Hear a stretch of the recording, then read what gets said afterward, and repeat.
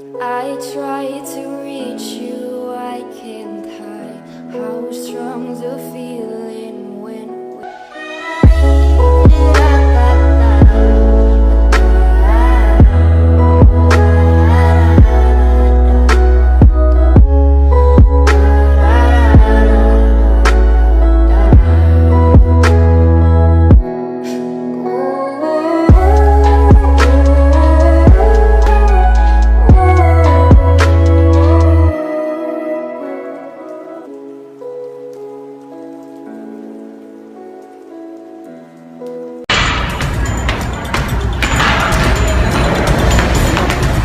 กู